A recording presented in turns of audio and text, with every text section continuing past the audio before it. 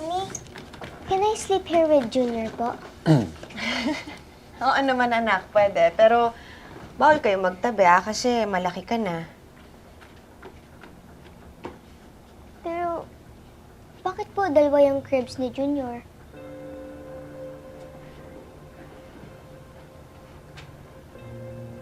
Maybe, anak, come here first. There's something you should know, anak. Bukod kay Junior, magkakaroon ka pa ng isang kapatid, ha? Po? Hindi naman po twins ang nasa tiyan ni Mommy, di ba? Maybe, it's not like that. Magkakaroon din kami ng baby ni Mami Shaira mo.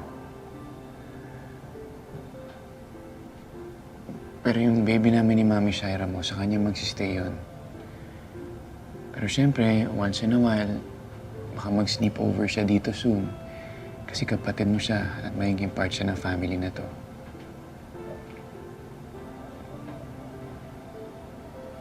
Right po, Daddy.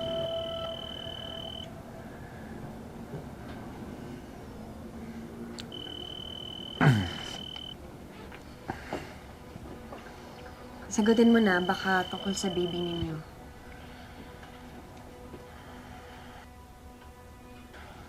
Hello? Ha? Saan ospital? O sige, pupunta na ako. Okay. Nilooban yung bahay ni Shaira. Binugbog ng mga magnanakaw si Jeff. Nasa ER sila ngayon. I need to go there. Kailangan ko sila i-check. Pati yung baby namin kailangan ko i-check kung maayos na. Sige na, go ahead.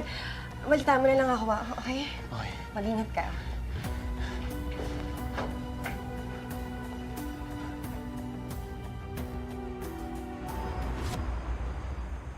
Sino yung mga sugat mo?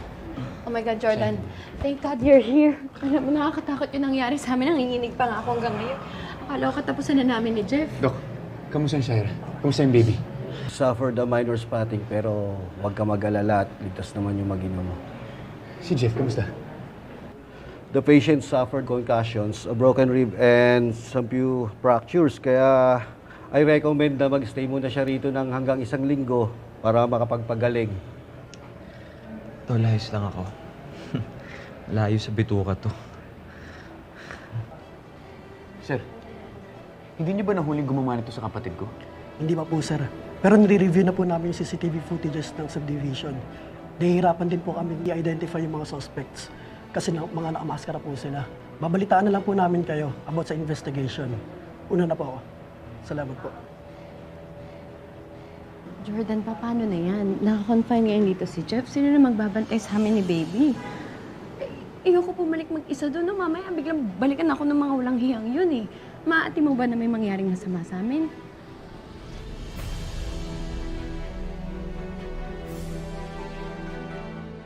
Oh,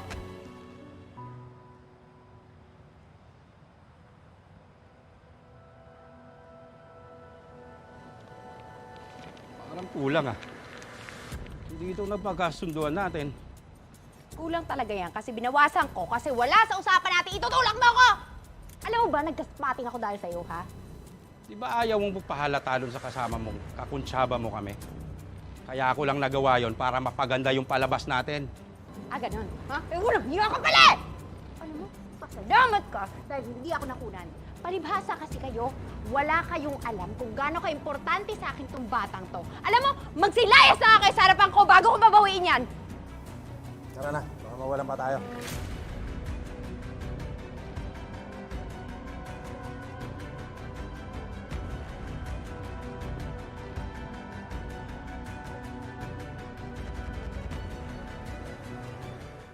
Go to your room. Meldy, samahan mo nga si Tori. Go na. Jordan, anong ginagawa ni Shaira dito? Alam mo namang hindi yan welcome sa pamamahay natin. I'm sorry kung binigla ko kayo ng ganito. Alam ko mabigat ang loob niyo sa kanya, pero ako na mismo humihingi ng pangunawa. Kailangan niya ng tulong. Wala na siya ibang malalapitan kundi tayo lang. Oo, bakit? Wala ba siyang kamag-anak na pwedeng puntahan? O kaibigan? I'm sure may kaibigan ka, bakit hindi yun ang lapitan mo? Exactly. Ma, nag-try na ako kay Leslie. Hindi daw niya maka-accommodate si Shaira. At saka si Jeff naman talaga magbabantay sa kanya pero nasa ospital yung kapatid ko ngayon. Magbabantay? Eh bakit ba kailangan may magbabantay dyan? Tanda-tanda na yan, kaya niya mag-alaga sa sarili niya? Babe, hindi ko siya pwedeng iwan sa bahay niya na nag-iisa. Maselan yung pagbubuntis ni Shaira. Hanggat hindi ako nakakahanap ng private nurse para magbantay sa kanya, gusto ko sana i-request na baka pwedeng tayo muna yung tumulong. Ano? Jordan, anong ibig mong sabihin? Makikiusap sana ako na pwede ba mag-stay muna siya dito kahit ilang araw lang.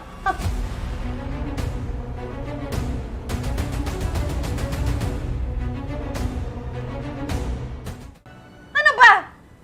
Seryoso ka ba? Dito titira yung babaeng yan? Nakalimutan mo na ba ilang beses siyang nagtangka na siraan yung relasyon natin? Babe, masama rin ang loob ko dito. Hindi ko nakakalimutan kung anong mga atraso nito sa atin. Pero sana maintindihan mo na wala akong ibang choice. Ginagawa ko to para sa mahiging baby ko. Wala akong pakialam kung maselan niyang pagbubuntis niya. Problema niya na yon. Maghanap siya ng ibang magbabantay sa kanya. Christy, alam mo kung ako yung papipiliin. Ayaw din naman kita makasama sa iisang bubong. Pero muntikan na kami mapahama kagabi. Maselan yung pagbubuntis ko, Christy. And my baby needs its father. Kaya kung kailangan kong kainin yung pride ko para lang maalagaan ni Jordan yung baby namin, gagawin ko.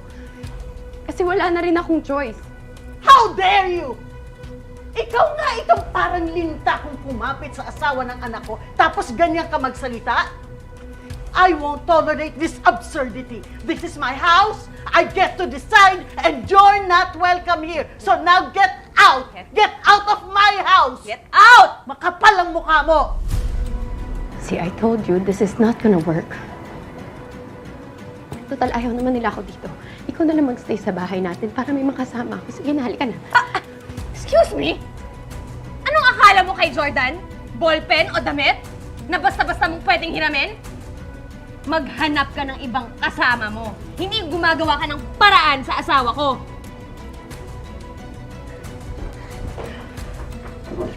Sorry. Sorry. Tama na po, wag na po kayong mag-away. Sorry.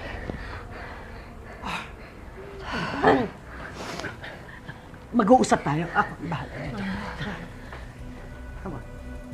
Halika nga, mag-usap tayo, Jordan. Stay here. I'm going to fix this.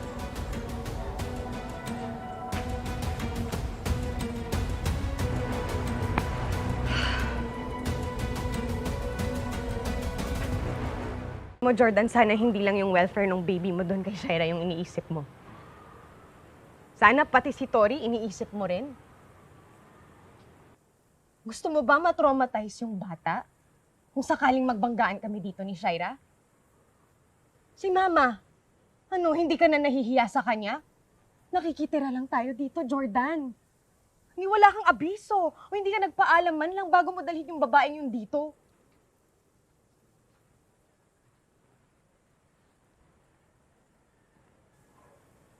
I know I'm asking for too much. Pero Christy, sana wag mo naman kalimutan na ang dami ko rin nilunok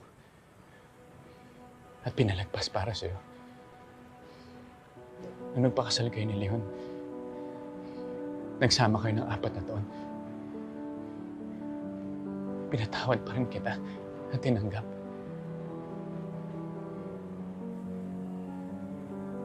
Nung nagkaanak ka sa ibang lalaki, di ba sabi ko, willing ako na panagutan ng bata. Christy, ngayon lang ako humihiling sa'yo eh. Ngayon lang ako hihingi ng ganitong klaseng pabor. Tingin mo ba gusto ko to? Kaya ganito kakapal yung mukha ko ngayon kasi gusto ko malaman mo na importante sa akin to. Wala naman ako ibang choice. So tell me, hindi mo ba talaga ako mapagbibigyan?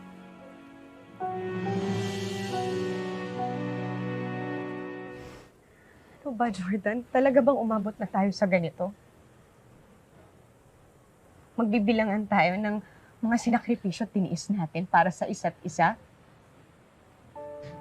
Babe, sorry. Hindi ko gustong sumbatan ka. At saka tama ka, hindi ko dapat pinipilit sa'yo na gawin mo to.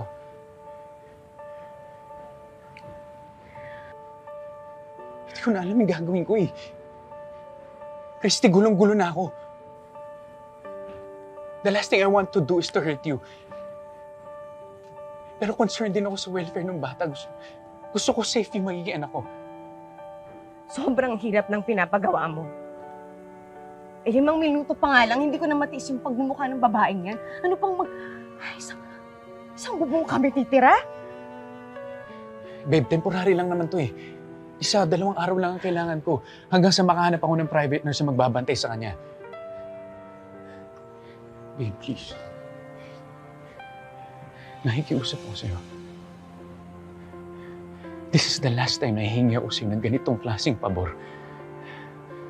Kaya sana pumayag ka na. Alang-alang sa magiging baby ko. Hindi siya bibitawan, siya ay ipaglalaban ko. Oh, sarap pa. Sarap pa. Wait lang. Susunod na lang kasi, okay? Sige po, Mami. Love you. Love you din po.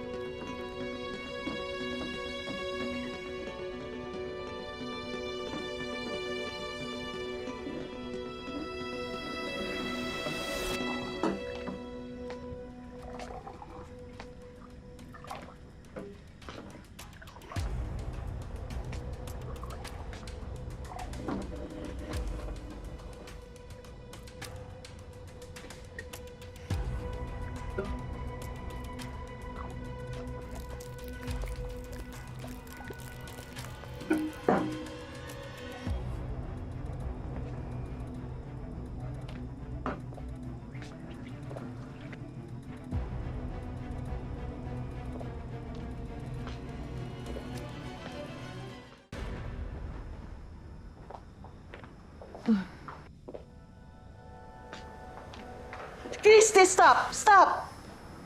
Ma, bakit? Ayan, tingnan mo, basa, oh. Buti hindi ka nadulas. Halika nga, Meldy! Thank you, Ma. Meldy, halika nga rito. Ano ba ito?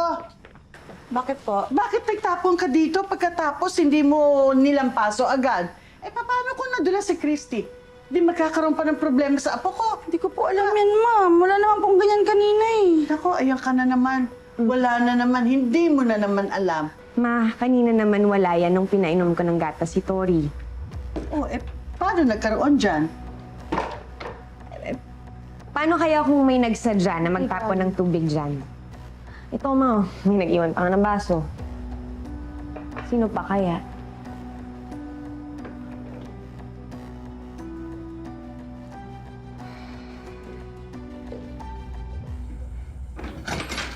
Hoy, babaeng impacta ka.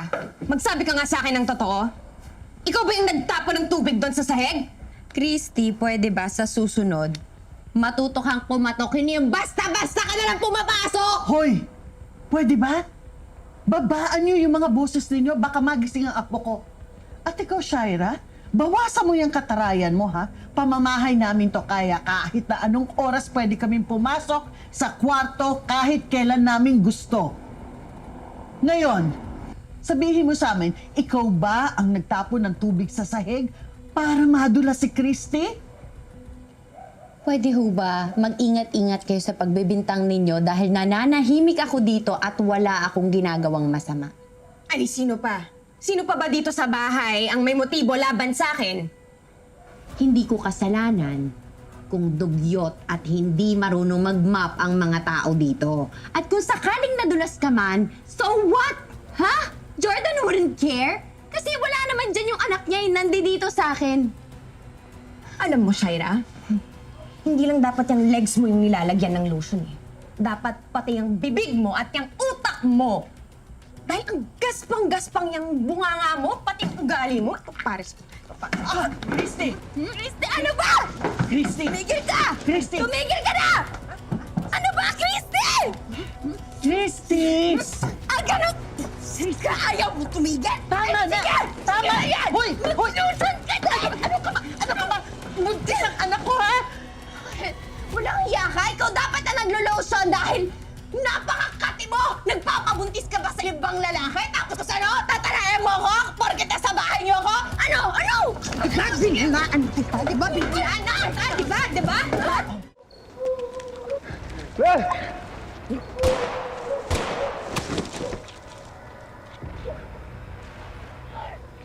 Ayos na kayo? May tama ba kayo? Sige, Jack na lang.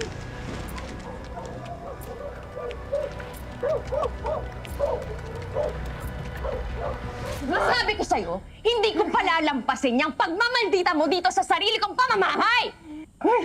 Kahit masela ng pagbubuntis ko, papatong lang kita. Hindi mo ba alam? Half Pinay at half demonita ako! Ah, talaga? Eh, kung ganon, dapat yata ay basbasan ka ng holy water para naman mabawasan yung masamang ugali mo! Sige, subukan mo! Subukan mo, ha? Para malaman ni Jordan na hindi ka santa-santita at isa kang loko hypocrite! Ako, tuluyan mo na yan. Teka muna! Ano ba nangyayari? Ano nangyayari? Ano ba yan? Ewan ko! Yan! Bigla na lang Teka! sumugod dito! Ako, wala akong ginagawang masama sa'yo, ha? Ay, ako, hoy, Shaira, huwag kang magpa-victim, ha? Eh, ikaw yung nagtapon ng tubig doon, eh. Di ba? Gusto mo yata akong masaktan, eh. What? Ano ba nangyari? Anong ginawa nito?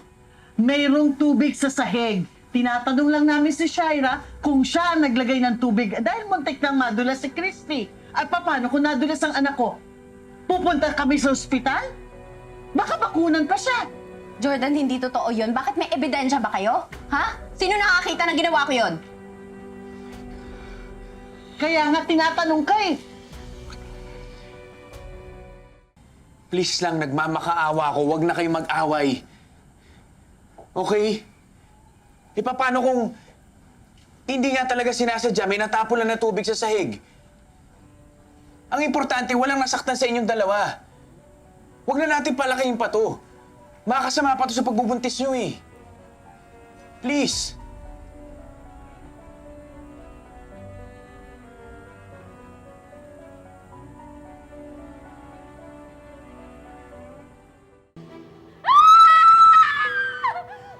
Babe, anong nangyayari doon?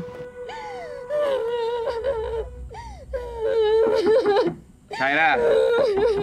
Shay? Shaira?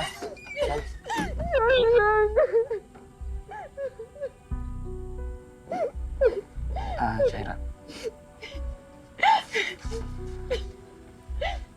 Shaira, ano to, ha? Ba't ka umiiyak? Anong pakulo na naman to?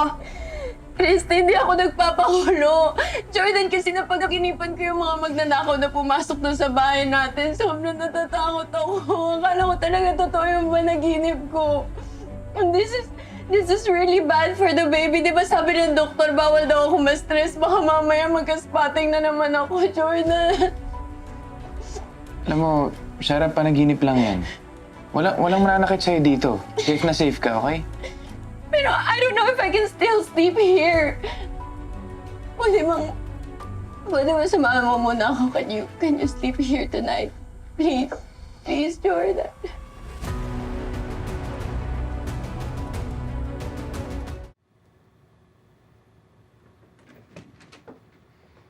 Kapal talaga ng mukha ng babaeng yan. Pinagstay na nga natin siya dito, tapos ano, gusto niya? Tabihan mo pa siya sa pagtulog? Oh my God, babe. Manigas siya!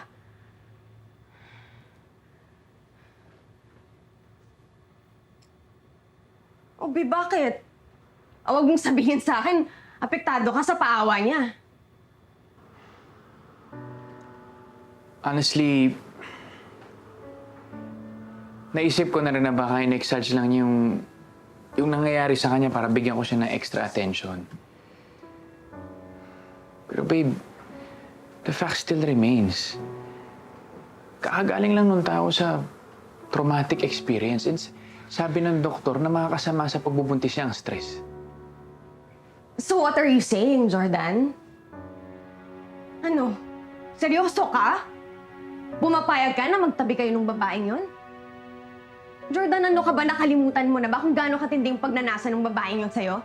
O tapos ngayon, ikaw pa magbibigay sa kanya ng oportunidad para gapangin ka at ahasin ka? Ano ba?